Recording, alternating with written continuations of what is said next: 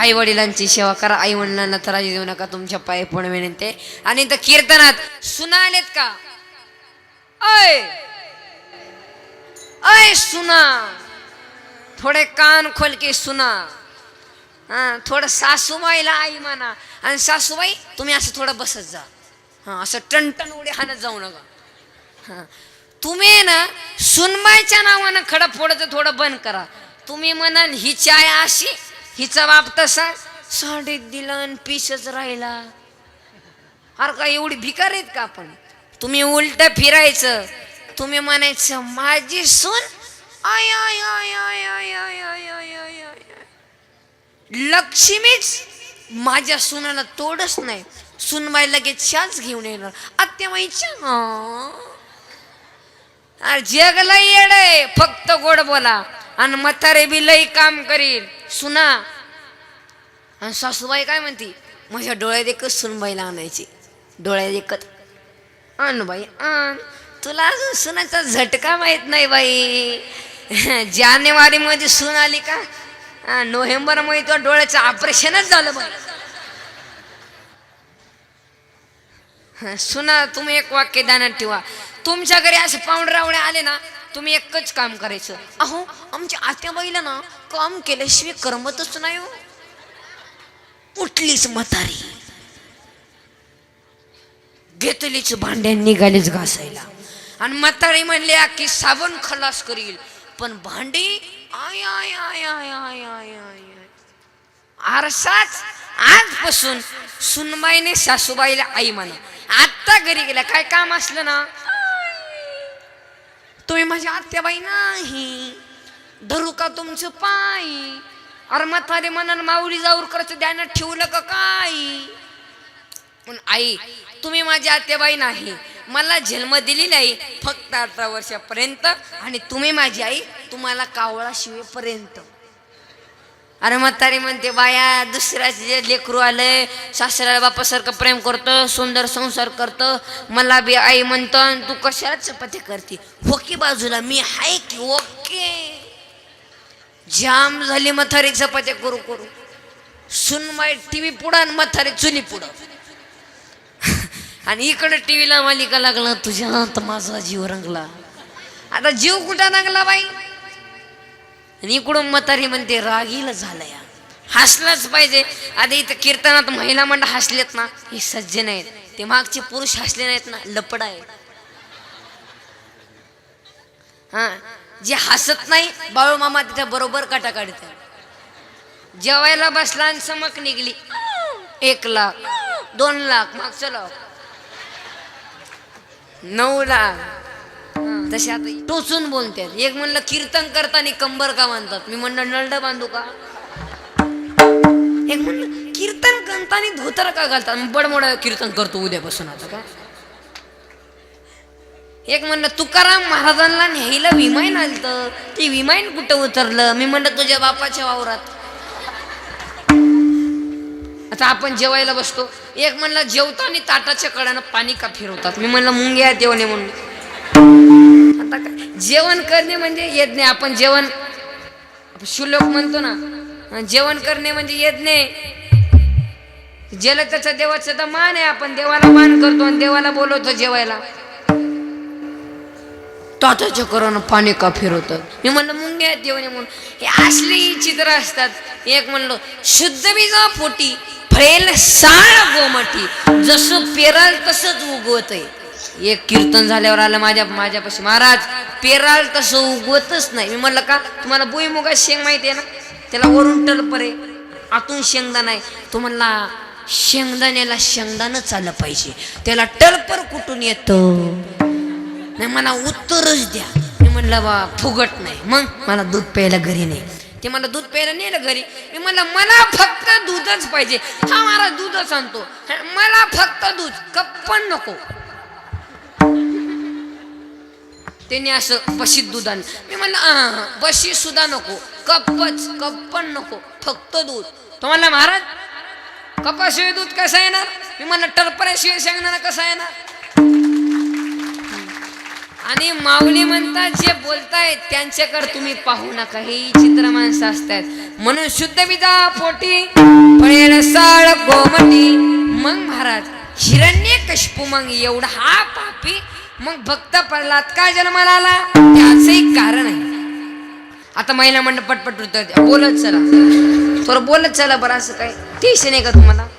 नाही म्हणजे थोडा चहा मागवला असता, थोडा मग थोडा असं प्रेत बसा बरं. म्हणजे आम्ही इथं 12 तास प्रवास करून यायचा आणि तुम्ही इथं असं बसायचं.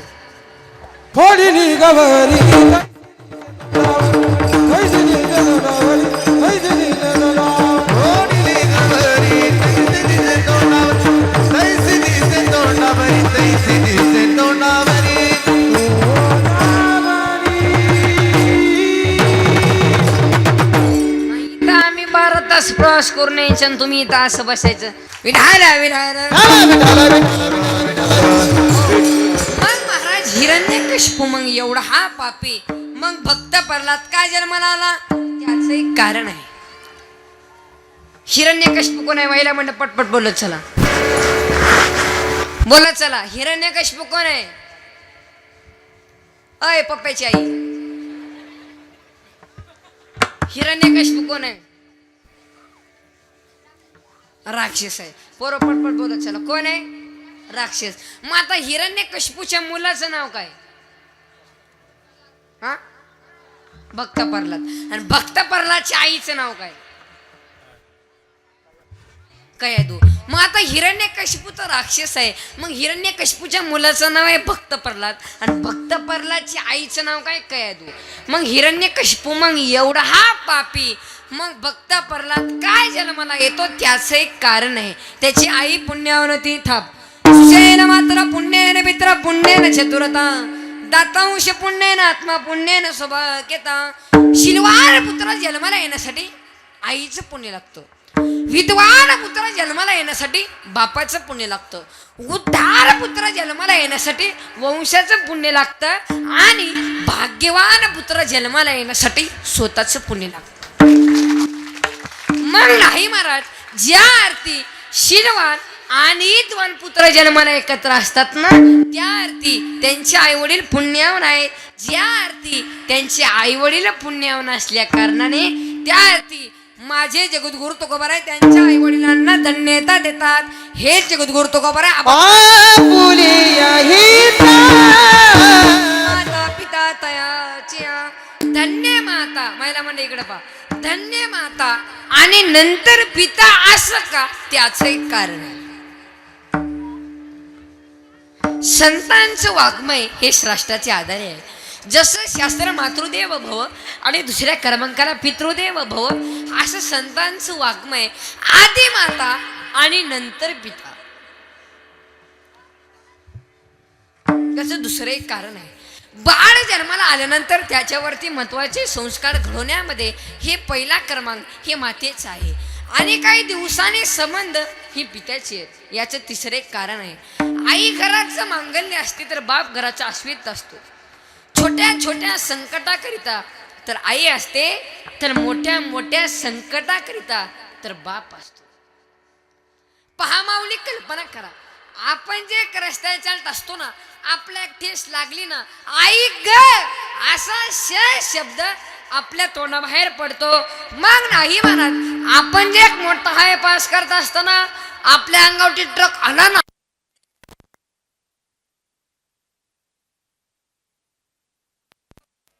जगद्गुरु तुकोबाराय सांगतात की धन्य माता आणि नंतर पिता. विठाला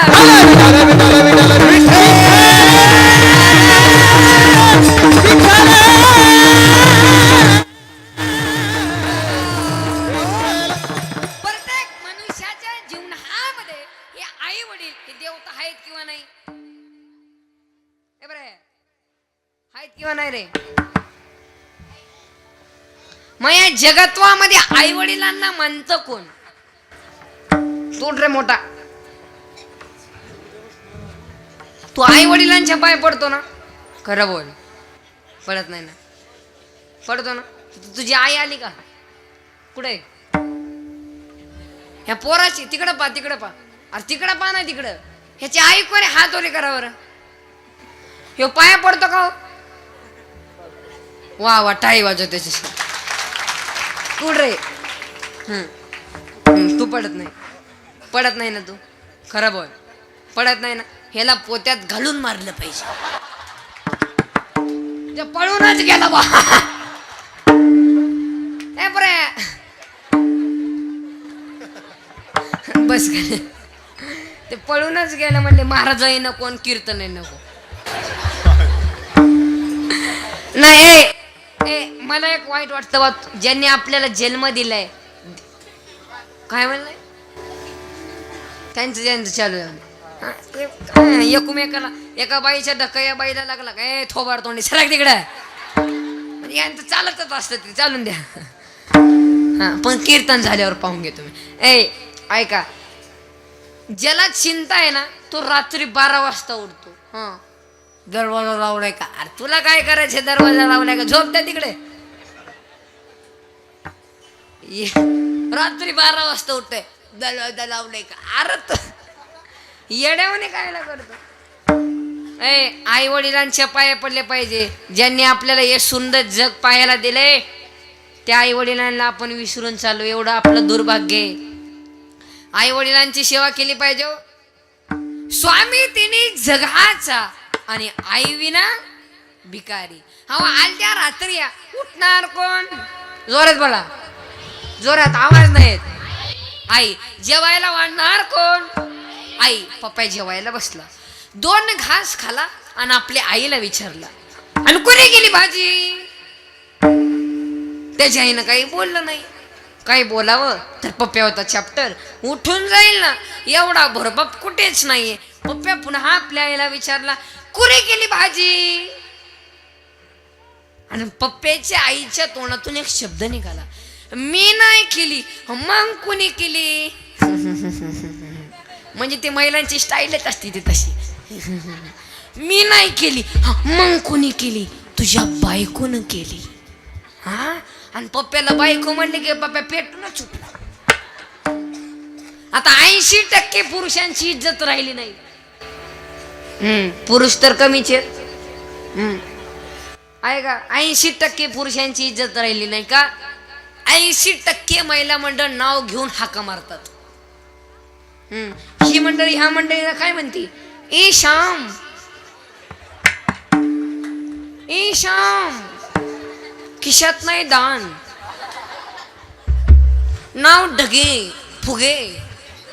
काय नाव आहे? आणि पुरुष मंडळी तुम्हाला सांगतो, आपण शेतकरी माणसं आहेत, सिंदखेड राज्याची माणसं आहेत. वजनात घरी जायचं, वजनात. आपल्या पाठीमागं आऊसाहेबांचा हात आहे, वजनात. आणि बायकोला म्हणायचे जेवायला वाढ. वजन ठेवायचं घरी. आमच्या तिकडं आमच्या गावाकडे एका बायकोनी नवऱ्याला काय सांगितले? भांडे घासून घ्या. तो बी लई गडी वजनदार. 9 वर्ष तुझ्या मनानं चाललो, 9 वर्ष. आता माझ्या मर्जीनं चालायचं माझ्या. हा मी काय तुला गाडीचा ड्रायव्हर वाटलो का काय? नेमकं तुला काय वाटलो? माझ्या मर्जीनं चालायचं माझ्या. त्याचं वजन आहे घरी माझ्या. पहिलं मी धुणार मग भांडे घासणार. आता काय वजन ठेवायचं आणि बायकोना म्हणायचे जेवायला वाढणारच. तसं बाईवाने हाका मारायचं नाही. ए स्मिता, स्मिता मला जेवायला वाढतेस का ग? तसं म्हणायचं नाही. जेवायला वाढणारच. 1-2 आसकाच किचकट. ती म्हणली नसती वाढीत. मग आता काही विचार करायचा नाही.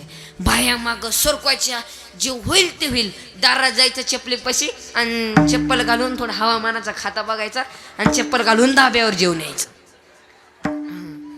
आणि पप्प्या म्हणला बायकोने केली होय, मग आगमन चालायचंच. मग नवीन हाय, मसालीचा अंदाज नसेल, असं होतच असतं. वाढ वा वा वा वा वा वा. आपलीच गाडी ना आपलीच माडी, आणि आपल्याच बायकोची गोल गोल साडी, आणि हातात बिडी आणि वडतोय काडी, आणि त्याची बायको जाडी जाडी, आणि आई मात्र हटकुळी तरका. आई रे बाई